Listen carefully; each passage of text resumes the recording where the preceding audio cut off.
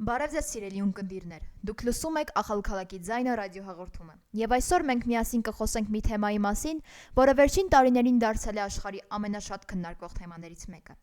Դա է արհեստական բանականությունը։ Ինչ է իրենից ներկայացնում արհեստական բանականությունը, ինչպես է այն ազդում մեր կյանքում եւ ամենակարևորը, արդյոք այն վտանգավոր է բնության ու էկոլոգիայի համար։ Այս թողարկման ընթացքում կխոսենք այն 10 հարցերի մասին, որոնք ամենաշատն են տրվում արհեստական բանականությանը, որոնց պատասխանները մարդիկ փորձում են գտնել արհեստական բանականության միջոցով։ Իսկ դուք այդ հարցերի պատասխանները կարող եք ստանալ դիտելով մեր այսօրվա երկխոսությունը մինչև վերջ։ Իսկ հիմա ձեզ կներկայացնեմ այն 10 հարցերը, որոնք քննարկելու ենք այս թողարկման ընթացքում։ Ինչ է արհեստական բանականությունը եւ ինչպես է այն աշխատում։ Կկարողանա արհեստական բանականությունը ապագայում փոխարինել մարդկանց։ Ապահով է արհեստական բանականության օգտագործումը։ Ինչպես կարող են օգտագործել արհեստական բանականությունը ուսման կամ աշխատանքի համար։ Կվերացնի արհեստական բանականությունը մարդկանց աշխատատեղերը։ Ինչ դրական կողմեր ունի արհեստական բանականությունը մեր առօրյա կյանքում։ Ինչ վտանգներ ունի արհեստական բանականությունը հասարակության ու բնակության համար։ Կկարողանա արհեստական բանականությունը մտածել եւ զգալ ինչպես մարդը։ Ինչպես տարբերել մարդու ստեղծածը արհեստական բանականության ստեղծածից։ Ինչ ապագա է սպասվում արհեստական բանականությանը առաջիկա 10-ից 20 տարում։ Նախքան արհեստական բանականության ընդհանուր հասկացությանը անցնելը, խոսենք, թե ինչպես է ստեղծվել արհեստական բանականությունը։ Այսօր արհեստական բանականությունը դարձել է մեր կյանքի անբաժանելի մասը, բայց այն առաջացել է շատ ավելի վաղ։ Արհեստական բանականության գաղափարը սկսվել է դեռ 20-րդ դարի սկեսերին, երբ մարդիկ սկսեցին մտածել։ Կարող է արդյոք մեքենան մտածել ինչպես մարդը։ Արհեստական բանականության պատմությունը կապվում է ամերիկացի մաթեմատիկոս Ալան Տյուրինգի անունին։ Նա 1950 թվականին առաջարկեց մի հարց. կարող է արդյոք մեքենան մտածել այնպես, ինչպես մարդը։ Նա ստեղծեց նաև Տյուրինգի թեստը, որով կարելի է ստուգել, թե մեքենան կարող է կեղծել մարդկային մտածողությունը։ Միաժամանակ առաջին էլեկտրոնային համակարգիչները սկսեցին հայտնվել, որոնք ունեին բավականին հզորություն, փոքրիկ խնդիրների լուծելու համար։ Արհեստական բանականության ստեղծման տարեթիվը համարվում է 1956 թվականը, երբ ամերիկացի գիտնական Ջոն Մակարթին կազմակերպեց դոկտորական կոնֆերանս Դարտմութի քոլեջում։ Այնտեղ նա եւ նրա գործընկերները առաջին անգամ հրապարակապես հայտարարեցին, որ հնարավոր է ստեղծել մեքենաներ, որոնք կարող են սովորել, մտածել եւ կատարել այնպիսի առաջադրանքներ, որոնք սովորաբար պահանջում է մարդկային ինտելեկտ։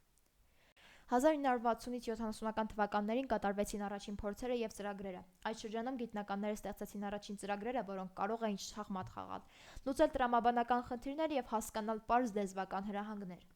Այդ ժամանակ արհեստական բանականությունը դեռ շատ սահմանափակ էր եւ կարող էր լուծել միայն նախապես ծրագրավորված խնդիրներ։ 1980-ական թվականներին հայտնվեցին մասնագիտական համակարգերը, որոնք կարող էին որոշակի ոլորտներում, բժշկությունում, ինժեներությունում կամ ֆինանսներում նմանվել մասնագետների որոշումների։ Օրինակ, համակարգը կարող էր առաջարկել բուժում հիվանդի ախտանիշների հիման վրա կամ կանխատեսել ֆինանսական ռիսկեր։ Այս ժամանակահատվածը ցույց տվեց, որ արհեստական բանականությունը կարող է օգտակար լինել գործնական կյանքում, անցնելով փորձնամակարդակից դեպի իրական կիրառություն։ 1990-ից 2000 թվականներին սկսվեցին մեքենայական ուսուցումները եւ ինտերնետը։ Ինտերնետի տարածումը եւ տվյալների մեծ քանակությունը առաջ բերեցին նոր ժամանակաշրջան։ Արհեստական բանականությունը սկսեց սովորել միլիարդավոր տվյալների վրա եւ համակարգերը դարձան ինքնուսուցողական։ Ահա այստեղ հայտնվեցին հայտնի ալգորիթմերը, որոնք կարող էին վերլուծել պատկերներ, ճանաչել ձայն եւ նույնիսկ կանխատեսել մարդկանց նախասիրությունները։ 2010 թվականին սկսեցին աշխատել խորը ուսուցման մոդելները, որոնք կարողանում էին շատ բարդ խնդիրներ լուծել։ Օրինակ լեզուն թարգմանել ստեղծագործական աշխատանքներ անել, վերլուծել բժշկական պատկերները, ավտոմատ մեքենաներ վարել։ Այս ժամանակից ի վեր արհեստական բանականությունը դարձավ ոչ միայն գիտնականների եւ ինժեներների գործիք, այլև հասանելի հասարակությանը։ Արհեստական բանականության պատմությունը ցույց է տալիս։ Այն սկսվել է պարզապես գաղափարից։ Կարող է մեքենան մտածել։ Անցել փորձնական ծրագրերով եւ այսօր հասել մեր առօրյայի ամենօրյա գործիքներին։ Արհեստական բանականությունն անընդհատ զարգանում է եւ այս պատմությունը դեռ շարունակվելու է հետագա տարիներին, գրանցելով նոր հայտնագործություններ եւ նորարարություններ։ Արհեստական բանականությունը այնպիսի համակարգ է, որը կարող է կատարել այնպիսի առաջադրանքներ, որոնք սովորաբար պահանջում են մարդկային միտք։ Օրինակներ բերեմ։ Եթե դուք խոսում եք ձեր հեռախոսի հետ եւ այն պատասխանում է ձեզ, դա արհեստական բանականություն է։ Եթե մեքենան կարողանում է ինքնուրույն վարել առանց վարորդի, դա արհեստական բանականություն է։ Կամ երբ թարգմանում եք մի լեզվից մյուսը վայրկյանների ընթացքում, դա արհեստական բանականություն է։ Այս ամենը հնչում է սովորական, բայց իրականում ընդամենը մի քանի տասնամյակ առաջ այս ամենը համարվում էր գիտաֆանտաստիկա։ Արհեստական բանականության գաղափարը ծնվել է մոտ 70 տարի առաջ, բայց վերջին 10-ից 15 տարիներում այն զարգացել է այնքան արագ, որ արդեն դարձել է մեր կյանքի և առօրյայի անբաժանելի մասը։ Իսկ հիմա խոսենք, թե ինչպես է աշխատում արհեստական բանականությունը։ Արհեստական բանականությունը սովորում է ալգորիթմների միջոցով, որոնք հրահանգների ամբողջություն են, որոնք ուղղորդվում են մեքենաներին ինքնուրույն սովորել և որոշումներ կայացնել, հիմնվելով մարզումների և հսկայական տվյալների հավաքածուների վրա։ Պատկերացրեք արհեստական բանականությունը որպես գերհզոր ուղեղ, որը կարող է արագ մշակել տեղեկությունը և սովորել իր փորձից։ Տարիների ընթացքում արհեստական բանականությունը հսկայական առաջընթաց է գրանցել, փոխելով բազմաթիվ ոլորտներ և մեր առօրյա կյանքի ձևը։ Մտածենք ChatGPT-ի նման վիրտուալ օգնականների, ինքնավար մեքենաների կամ հոսքային հեռարձակման կայքերում ստացվող ճշգրիտ առաջարկությունների մասին։ Սրանք բոլորը արհեստական բանականության գործողության օրինակներ են։ Արհեստական բանականության հիմնական ուժեղ կողմերից մեկը բարդ խնդիրներ լուծելու ունակությունն է, աննշան ճշգրտությամբ։ Օրինակ, առողջապահության և ֆինանսների նման ոլորտներում արհեստական բանականության վրա հիմնված համակարգերը կարող են վերլուծել բժշկական պատկերներ, հայտնաբերել խարդախ գործողություններ և նույնիսկ կանխատեսել շուկայի միտումների ուժգրավ ճշգրտությամբ։ Սա կարող է խնայել ժամանակ և գումար, ինչպես նաև տարածք բացել նորարարության համար։ Հիմա խոսենք արհեստական բանականության լրացուցիչ ուժեղ կողմերից։ Արհեստական բանականության ուժեղ կողմերից է նաև արագությունը և մասշտաբայնությունը։ Արհեստական բանականության ալգորիթմները մշակում են տվյալների հսկայական քանակություն անհավանական արագությամբ, գերազանցելով մարդկային ճանաչողական կարողությունները։ Սա մեքենաների համար տվյալների վերլուծության և օրինաչափությունների հայտնաբերման նման առաջադրանքները դարձնում է ավելի հեշտ և արագ։ Հետևողականություն և հուսալիություն։ Արհեստական բանականության համակարգերը կատարում են կրկնվող առաջադրանքներ բարձր ճշգրտությամբ և հետևողականությամբ, առանց հոգնածության կամ կողմնակալության։ Որոշակի վերահսկողությունից մինչև ֆինանսական վերլուծություն, արհեստական բանականությունը պահպանում է անսասան ճշգրտություն, ներշնչելով վստահություն իր հուսալիության նկատմամբ։ Արհեստական բանականության հաջորդ ուժեղ կողմը ավտոմատացումն է։ Արհեստական բանականությունը ավտոմատացնում է առօրյա աշխատանքները տարբեր ոլորտներում, հեշտացնելով աշխատանքային հոսքերը, կրճատելով ձեռքի աշխատանքը և բարձրացնելով արդյունավետությունը։ Արհեստական բանականությունը նաև չատբոտներից մինչև ինքնավար տրանսպորտային միջոցների կապեր ունի։ Արհեստական բանականության վրա հիմնված ավտոմատացումը նպաստում է ծախսերի խնայողությանը և նորարարությանը, ազատելով մարդկային ռեսուրսները, կենտրոնանալու ավելի լայն պատկերների վրա։ Ինչպես յուրաքանչյուր բան, այնպես էլ արհեստական բանականությունը ունի իր դրական և բացասական կողմերը։ Հիմա կխոսենք, թե ինչ դրական կողմեր ունի արհեստական բանականությունը։ Հաճախ արհեստական բանականությունը ներկայացվում է որպես վտանգավոր երևույթ, բայց իրականում այն ունի շատ մեծ դրական ազդեցություն մեր կյանքում։ Առաջին կարևոր դրական կողմը այն է, որ արհեստական բանականությունը արդեն այսօր օգնում է բժիշկներին։ Այն կարողանում է վերլուծել հազարավոր բժշկական տվյալներ և հայտնաբերում է այնպիսի հիվանդություններ, որոնք մարդը դեռ չի կանխազգում։ Հաջորդ դրական կողմը այն է, որ արհեստական բանականությունը թույլ է տալիս յուրաքանչյուր ուսանողի ստանալ անհատականացված ուսուցում։ Ծրագրերը վերլուծում են և սովորողի գիտելիքները և տալիս են հենց իրեն համապատասխան առաջադրանքներ։ Սա նշանակում է, որ երեխան կարող է սովորել իր տեմպով, առանց հետ մնալու կամ արագ անցնելու։ Հաջորդ դրական կողմը այն է, որ արհեստական բանականությունը օգտագործվում է կլիմայական փոփոխությունների կանխատեսման համար։ Այն օգնում է գիտնականներին հասկանալ, թե ինչպես է փոխվում մեր մոլորակը, ինչպիսի հետևանքներ կարող են ունենալ ջերմաստիճանի բարձրացումները կամ սառցադաշտերի հալումը։ Բացի այդ, արհեստական բանականությունը օգնում է մշակել ավելի մաքուր տեխնոլոգիաներ և էներգիայի խնայող մեթոդներ։ Հաջորդ դրական կողմը այն է, որ մենք այսօր նույնիսկ չենք նկատում, թե որքան հաճախ ենք օգտագործում արհեստական բանականությունը։ Երբ հեռախոսը ճանաչում է մեր ձայնը, երբ ծրագրերը թարգմանում են լեզուները, երբ մեքենան առաջարկում է մեզ ավելի կարճ ճանապարհ, այս ամենը արհեստական բանականության շնորհիվ է կատարվում։ Եվ վերջում կարելի է ասել, որ արհեստական բանականությունը, եթե ճիշտ օգտագործվի, կարող է դառնալ մեր ամենամեծ օգնականը։ Այն տալիս է մեզ ժամանակ, հնարավորություն և գիտելիք ավելի լավ կյանք կառուցելու համար։ Արհեստական բանականությունը, որքան էլ որ օգտակար լինի, ունի նաև իր վտանգները։ Եվ եթե մենք ուզում ենք լիարժեք հասկանալ այս երևույթը, պետք է խոսենք նաև նրա մութ կողմերի մասին։ Առաջին վտանգը աշխատատեղերի կորուստը։ Արհեստական բանականությունը շատ աշխատանքներ անում է ավելի արագ ու ճշգրիտ, քան մարդը։ Սա նշանակում է, որ շատ մասնագիտություններ կարող են պարզապես անհետանալ։ Օրինակ, գործարաններում մեքենաները փոխարինում են աշխատողներին։ Բանկերում ավտոմատ համակարգերը կատարում են այն, ինչ անում էին մարդիկ։ Սա կարող է հանգեցնել գործազրկության և սոցիալական խնդիրների։ Երկրորդ բացասական կողմը կախվածություն տեխնոլոգիաներից։ Քանի որ արհեստական բանականությունն ամեն ինչ հեշտացնում են, մենք ավելի ու ավելի ենք սկսում ապավինել նրան։ Բայց ինչ կլինի, եթե մի օր այդ համակարգը սխալ գործեր կամ ընդհանրապես դադարեն աշխատել։ Մարդը աստիճանաբար կարող է կորցնել իր սեփական հմտությունները և մտածելու ունակությունը։ Երրորդ վտանգը տվյալների գաղտնիություն։ Արհեստական բանականությունն աշխատում է մեծ քանակությամբ տվյալների վրա, իսկ այդ տվյալները հաճախ վերաբերվում են մեզ, մեր անուններին, տեղաշարժին, սովորություններին, այսինքն մեր մասին, գրեթե ամեն ինչ պահվում է համակարգչում։ Բայց արդյոք այդ տվյալները միշտ ապահով են, իսկ եթե դրանք հասնեն այնպիսի մարդկանց ձեռքը, որոնք մեզ ուզում են վնասել։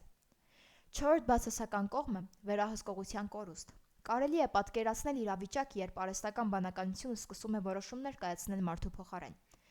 Օրինակ, ինքնավար մեքենան որոշում է, թե որ ճանապարհով գնալ, բայց եթե մեքենան սխալ որոշում կայացնի ու վթար տեղի ունենա, ով է պատասխանատվություն կրում՝ մարդը, թե մեքենան։ Հինգերորդ վտանգը էթիկական խնդիրները։ Արհեստական բանականությունը չունի բարոյական չափանիշներ։ Այն չի հասկանում լավ կամ վատ հասկացությունները։ Եթե մենք չսահմանենք օրենքներ ու կանոններ, ապա արհեստական բանականությունը կարող է օգտագործվել վտանգավոր նպատակներով,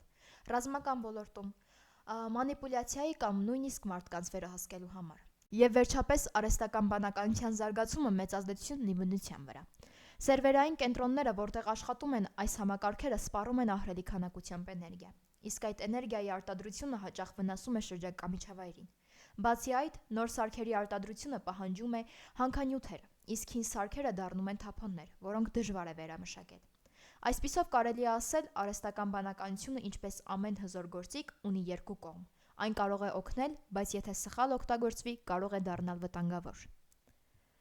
Ինչպես արդեն նշվեց, արհեստական բանականությունը նաև իր հերթին մեծ վտանգ է ներկայացնում բնության և էկոլոգիայի համար։ Շատերը կարծում են, որ արհեստական բանականությունը հիմնականում վերաբերում է միայն տեխնոլոգիաներին, բայց իրականում այն մեծ ազդեցություն ունի նաև բնության և էկոլոգիայի վրա, և ցավոք այդ ազդեցությունը միշտ չէ, որ դրական է։ Առաջին և ամենամեծ վտանգն այն է, որ արհեստական բանականությունը սպառում է հսկայական էներգիայի աղբյուրներ։ Արհեստական բանականության աշխատանքը պահանջում է հզոր սերվերներ և տվյալների կենտրոններ։ Այդ կենտրոնները գործում են օր ու գիշեր, օգտագործելով հսկայական քանակությամբ էլեկտրաէներգիա։ Եվ որքան մեծանում է արհեստական բանականության կիրառությունը, այնքան ավելի շատ էներգիա է պահանջվում։ Իսկ այդ էներգիան հաճախ ստացվում է ոչ վերականգնվող աղբյուրներից, օրինակ ածուխից, նավթից կամ գազից, որոնք իրենց հերթին վնասում են մթնոլորտին և ուժեղացնում կլիմայական փոփոխությունները։ Հաջորդ վտանգը էլեկտրոնային թափոնների աճն է։ Արհեստական բանականության համար անընդհատ ստեղծվում են նոր համակարգիչներ, սմարթֆոններ և ռոբոտներ։ Հին սարքերը շատ արագ դառնում են անպետք և վերածվում են թափոնների։ Բայց այս էլեկտրոնային թափոնները պարունակում են ծանր մետաղներ ու վտանգավոր քիմիկատներ, որոնք իրենց հերթին վնաս են պատճառում հողին ու ջրին։ Հաջորդ վտանգը հանքարդյունաբերության մեծացումն է։ Արհեստական բանականության տեխնիկան պահանջում է հազվագյուտ մետաղներ՝ լիթիում, կոբալտ և նիկել։ Այս նյութերը ստանալու համար մեծածավալ հանքարդյունաբերություն է իրականացվում,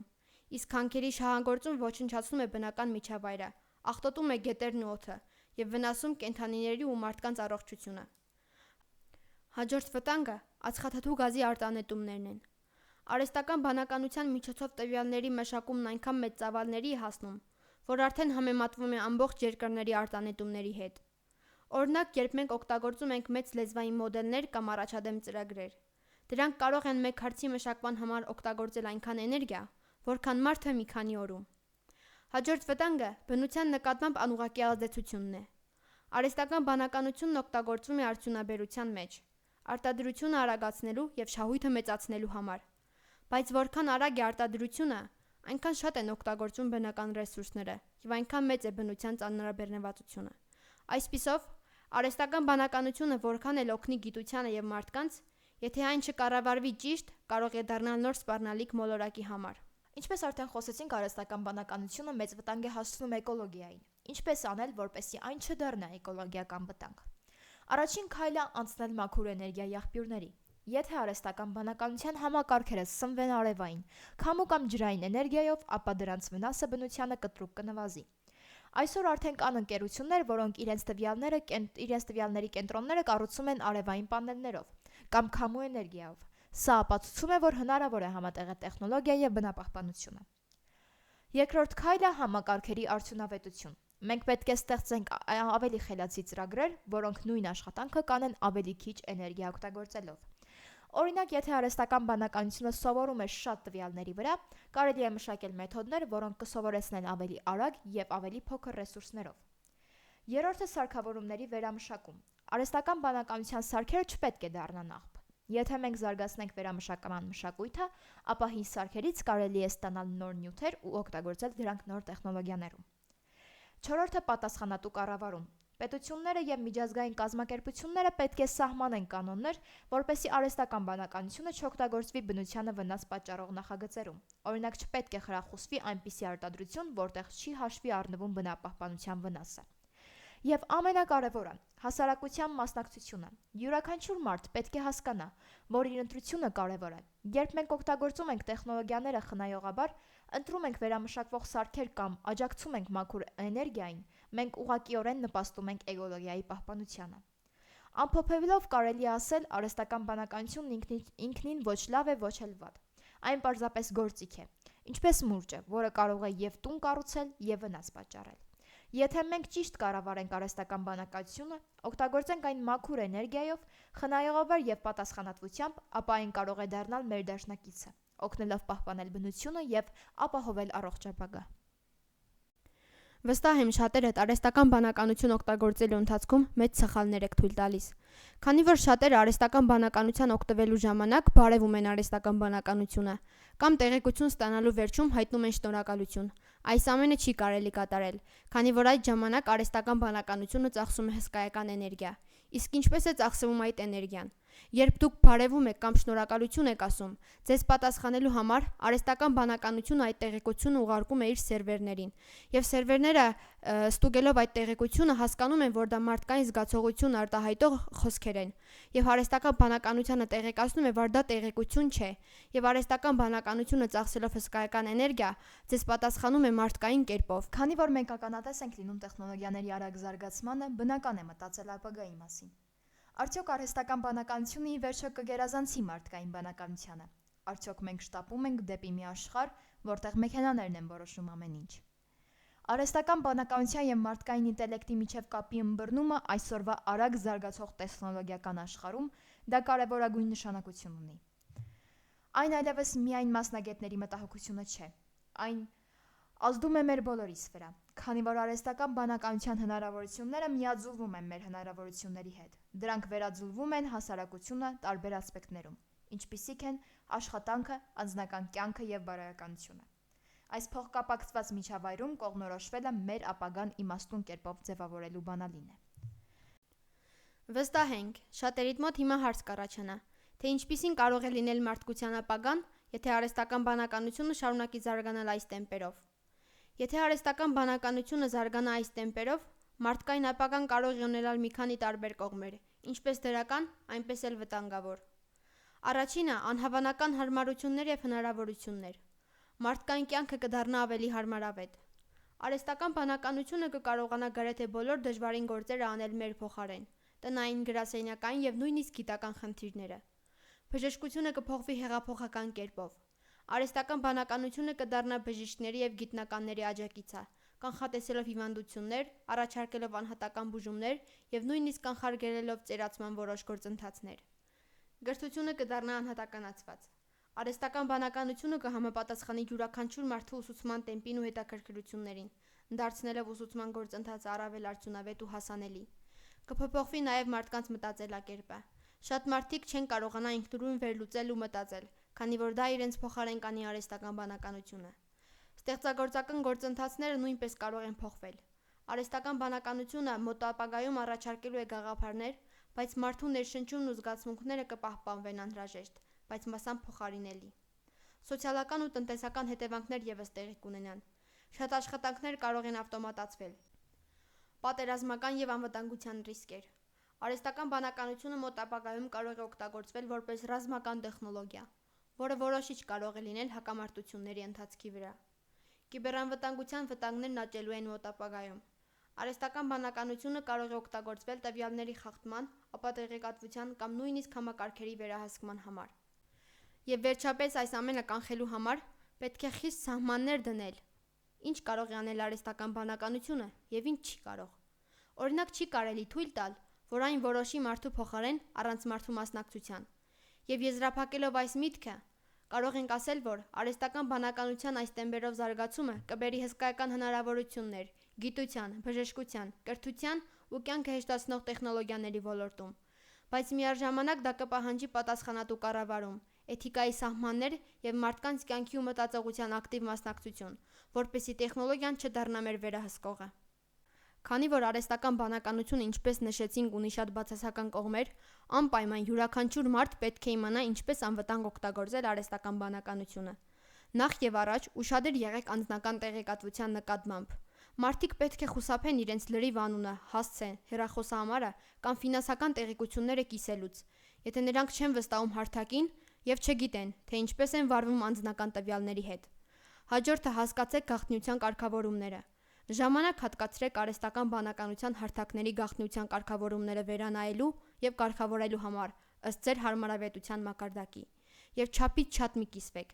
Սահմանափակեք հանրությանը հասանելի անձնական տեղեկատվության քանակը և ուշադրություն դարձրեք, թե ինչ տվյալներ են հավաքվում։ Եվ անպայման մտածեք քննադատաբար։ Հիշեք, որ արհեստական բանականության համակարգերը կատարյալ չեն և կարող են սխալներ թույլ տալ։ Միշտ ստուգեք փաստերը, խաչաձև հղումներ կատարել տեղեկատվությանը և հաշվի առնել տարբեր տեսանկյուններ, փնտրեք ուրիշ հղումներում տեղեկատվությունը։ Նախքան եզրակացություններ անելը կամ որոշումներ կայացնելը, հիմնվելով միայն արհեստական բանականության կողմից ստեղծած արդյունքի վրա, սա սխալ է։ Եվ անպայման զգույշ եղեք արհեստական բանականության կողմից ստեղծված հաղորդագրությունների հետ։ Եթե դուք ստանում եք անսպասելի կամ կասկածելի հաղորդագրություններ արհեստական բանականության կողմից աշխատող հաշիվներից կամ չաթ-բոտերից, մի կիսվեք անձնական տեղեկություններով կամ մի մասնակցեք այդպիսի զրույցների։ Հիմա վստահաբար շատերդ մտածում եք, թե արդյոք արհեստական բանականությունը մոտ ապագայում կարող է փոխարինել մարդուն։ Այդ հարցին կպատասխանեմ ոչ։ Մեզ եզակիորեն մարդ դարձնող բաները մեր ստեղծագործական ունակությունը, կարեկցանքը և հուզական ինտելեկտը, մարդկային ինտելեկտը տարբերվում են արհեստական բանականությունից։ Ի տարբերություն արհեստական բանականության, որը հետևում է սահմանված կանոնների և ալգորիթմներին, մարդիկ ունեն քննադատաբար մտածելու, նոր իրավիճակներին հարմարվելու և բարդ հույզեր արտահայտելու բնածին ունակություն։ Մարդկային ինտելեկտը միայն թվերի հաշվարկը կամ հանելուկների լուծելը չէ, այն մարդկային փորձ է։ Մյուսների հետ կապ հաստատելը, նրանց տեսակետերը հասկանալը և ընդհանուր նպատակների համար համագործակցելը, բոլորն էլ հմտություններ են։ Անկախ նրանից արվեստի, երաժշտության, գրականության թե գիտական հայտնագործությունների միջոցով մարդկային ինտելեկտը շարունակում է ձևավորել աշխարհը խորը և իմաստալից ձևերով։ Մարդկային ինտելեկտը արհեստական բանականության համեմատությամբ առանձնանում է հետևյալ առումներով. ստեղծագործություն և նորարարություն։ Մարդիկ ունեն յուրահատուկ ունակություն՝ մտածելու ոչ ստանդարտ, ստեղծելու նորարարական գաղափարներ և հարմարվելու նոր իրավիճակներին ստեղծագործաբար։ Այս բնածին ստեղծագործությունները խթանում են նորարարությունը, խթանելով առաջընթացների տարբեր ոլորտներում։ Զգացմունքների ինտելեկտը։ Մարդկային ինտելեկտը ունակ է կարեկցանքի, սոցիալական փոխազդեցության և զարգացումների հասկացության։ Այս զգացմունքների փոխորությունը մեզ օգնում է կապեր կառուցել, միասին աշխատել և կողմնորոշվել մարդկային հարաբերությունների բարդությունների մեջ։ Հարմարվողականությունը և արագ հարմարվելու փորձը մեր փորձից օգտվելու և համատեքստի մասին մեր ըմբռնումն օգտագործելու մեջ խնդիրներ լուծելու համար։ Այս ճկունությունը թույլ է տալիս մեզ ծաղկել բոլոր տեսակի իրավիճակներում և հաղթահարել մարտահրավերները օգտագործելով դիմացկունությունը։ Այսօր, երբ արհեստական բանականությունը արագորեն զարգանում է, մեր առջև առաջանում է հետաքրքիր հարց. ինչպես հասկանալ, արդյոք մեր կարդացած տեքստը, լսած երաժշտությունը կամ տեսած նկարը ստեղծել է մարդ թե մեքենա։ Նախ և առաջ կարող ենք սկսել տեքստերից։ Արհեստական բանականության ստեղծած տեքստերը սովորաբար շատ ճիշտ են կառուցված, գրամատիկայի սխալներ չունեն և հնչում են չափազանց պաշտոնական կամ կատարյալ։ Մարդու գրած տեքստում հաճախ հանդիպում են փոքրիկ առանձնահատկություններ, ինչպիսիք են օրինակ հումորը, անկեղծությունը, երբեմն էլ փոքրիկ սխալներ։ Մարդու խոսքը ավելի անկանխատեսելի է, իսկ արհեստական բանականության խոսքը չափազանց հավասարաչափ։ Մի պարզ օրինակ. եթե ինչ-որ տեքստում ամեն նախադասությունը գրեթե նույն երկարությունն ունի, բառերը կրկնվում են, իսկ տոնայնությունը չի փոխվում, մեծ հավանականությամբ դա արհեստական բանականության աշխատանք է։ Մարդը հակված է երբեմն երկարացնել մտքերը, երբեմն կարճ ասել, ավելացնել զգացմունքային շեշտադրումներ։ Հաջորդը, թե ինչպես տարբերենք նկարները։ Արհեստական բանականության ստեղծած նկարները հաճախ շատ գեղեցիկ են, բայց երբ ավելի ուշադիր նայենք, կարող ենք նկատել մի տարօրինակ մանրուքներ։ Օրինակ մարդու մատները կարող են ավել լինել կամ պակաս, ականջները անհամաչափ, կամ հայելային պատկերները ճիշտ չարտացոլվեն։ Մարդու ստեղծած արվեստում այդպիսի սխալներ սովորաբար չկան։ Իսկ ինչպես տարբերենք տեսանյութերը։ Տեսանյութերում տարբերվում է չհամապատասխանող տարրերը։ Տեսանյութերում հնարավոր է նկատել անիրական դեմքի արտահայտություններ, աչքերի կամ շուրթերի շարժման անհամապատասխանություն ձայնին։ Եվս մի քանի կետ, թե ինչպես տարբերել արհեստական բանականության ստեղծածը մարդու ստեղծածից։ Անձնական մոտեցման բացակայություն։ Մարդկային գրությունը ներառում է սուբյեկտիվ կարծիքներ, անձնական պատմություններ եւ խոր ընկալում նուրբ թեմաների, ինչը արհեստական բանականությունը հաճախ չունի։ Կրկնվող լեզու։ Արհեստական բանականությունը երբեմն կրկնում է նույն արտահայտությունները կամ գաղափարները, չկարողանալով լիարժեք հասկանալ համատեքստը։ Անճշտություններ փաստերում։ Արհեստական բանականությունը կարող է գրել սխալ կամ չապացուցված տեղեկություններ, քանի որ միշտ ճիշտ չէ, որ ստուգում է իր աղբյուրները։ Անհարթ հոսք եւ կենտրոնացում։ Տեքստը կարող է չունենալ հստակ անցումներ։ Թռչկոտել թեմաներից թեմա առանց տրամաբանական շարադրանքի։ Հիմա խոսենք վիզուալ բովանդակության տարբերությունների մասին։ Անբնական մանրամասներ։ Մաշկը, մազերը կամ հագուստը կարող է ստացվել պլաստիկի պես կամ անիրական։ Լույսի աստվերի անհամապատասխանությունը։ Արհեստական բանականության ստեղծման նկարներում հաճախ լինում են ֆիզիկայի օրենքների հակասող ստվերներ կամ լույսի տարօրինակ բաշխում։ Կրկնվող նախշեր։ Արվեստի գործերում երբեմն նկատվում են չափազանց միատեսակ ու կրկնվող դետալներ, որոնք չեն հանդիպում մարդկային ձեռագրին։ Այսօր արդեն կան գործիքներ, որոնք օգնում են տարբերել արհեստական բանականության ստեղծածը։ Օրինակ, որոշ ծրագրեր վերլուծում են տեքստի կառուցվածքը եւ ասում. արդյոք այն գրել է մարդ, թե արհեստական բանականություն։ Սակայն այստեղ եւս ամեն ինչ այնքան էլ հեշտ չէ, քանի որ արհեստական բանականությունը ամեն օր զարգանում է, այն ավելի լավ է սովորում մարդուն նմանակել։ Ուրեմն ինչպես տարբերել։ Տեքստում ուշադրություն դարձրեք տոնայնությանը, անկանխատեսելիությանը եւ զգացմունքին։ Նկարում փնտրեք մանրուքներ, մատներ, աչքեր, ստվերներ։ Եվ ամենակարևորը, երբ կասկածում եք, հիշեք, արհեստական բանականությունը միշտ փորձում է կատարելապես նմանակել մարդուն, բայց երբեք չի կարող դառնալ մարդ։ Այս թեման ոչ միայն հետաքրքիր է, այլև կարևոր մեր ապագայի համար, քանի որ մենք ավելի ու ավելի հաճախ ենք շփվելու արհեստական բանականության ստեղծած բովանդակության հետ, իսկ գիտակցելը, թե որտեղ է մարդկայինը եւ որտեղ է արհեստական բանականության ստեղծածը, կօգնի մեզ ավելի իմաստուն եւ պատասխանատու օգտվել այս տեխնոլոգիաներից։ Այսօր արհեստական բանականությունը մեզ կանգնեցրել է մի խաչմերուկի առաջ։ Այն կարող է դառնալ գիտելիքի, նորարարության եւ բարեկեցության ճանապարհ, բայց կարող է նաեւ վտանգավոր լինել, եթե մենք կորցնենք վերահսկողությունը։ Այդ պատճառով ապագան կախված է ոչ թե միայն տեխնոլոգիաներից, այլ առաջին հերթին մեր ընտրությունից։ Մենք ենք որոշում, թե ինչպես կիրառել այն ուժը ի նպաստ մարդուն։